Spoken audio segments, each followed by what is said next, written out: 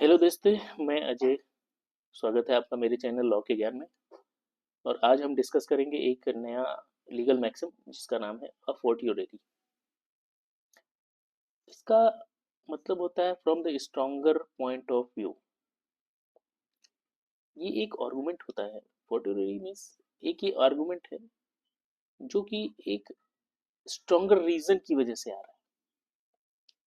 पहले कहीं यूज हुआ था, पहले क्यों ये मतलब ये स्टेटमेंट यूज हुआ था या आर्गुमेंट यूज हुआ था किसी चीज को प्रूव करने के लिए, तो उसको बेस मान के अगेन वो स्टेटमेंट दिया जा रहा है with stronger point of view से, कि अगर वो वहां अप्लीकेबल है तो भाई यहाँ भी अप्लीकेबल होगा।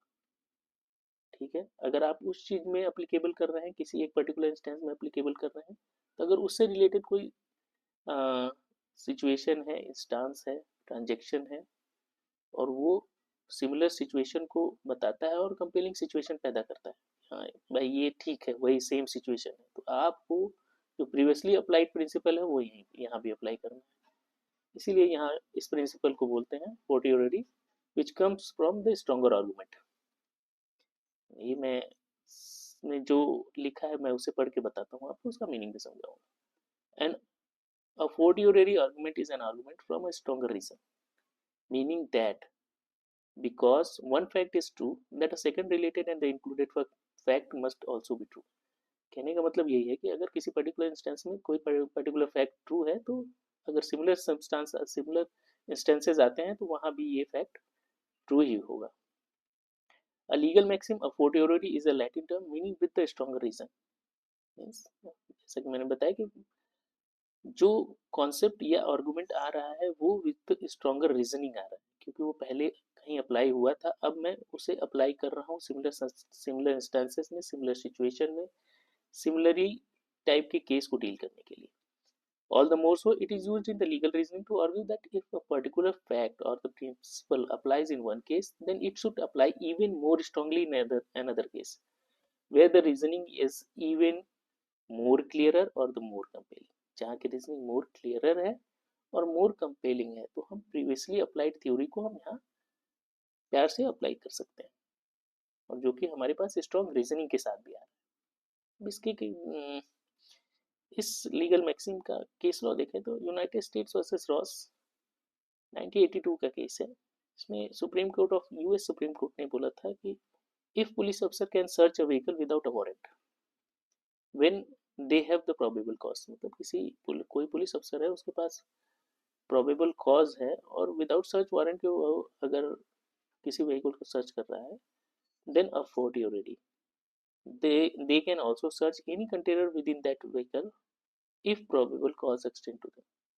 तो उसी प्रिंसिपल को अपनाते हुए कि भाई अगर आप उस अगर प्रोबेबल कॉज को देखते हुए कि आप किसी व्हीकल को विदाउट सर्च वारंट सर्च कर सकते हैं, तो उसके अदर कंपार्टमेंट को भी आप सर्च कर सकते हैं। दूसरा केस लाया brown versus board of education 1954 का।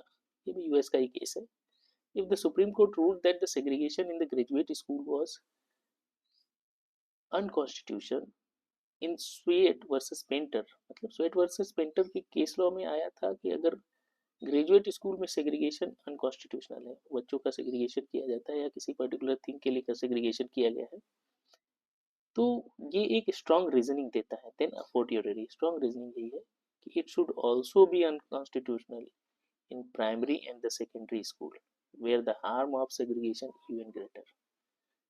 तो कहने का मतलब ये है कि उस अगर इस रीजनिंग को देखा जाए कि ग्रेजुएशन में अगर segregation we can not apply, तो the principle of segregation will also not apply in the primary and secondary school because that is the stage when the shaping of the children is going on। तो ये greater harm होगा graduate graduate graduate school के हिसाब से। ठीक है, तो आप समझ गए होंगे कि फोटो का मतलब होता है कि जो प्रीवियसली अप्लाइड थ्योरी है उसी के स्ट्रॉन्ग रीजनिंग को देखते हुए उसको अप्लाई करना।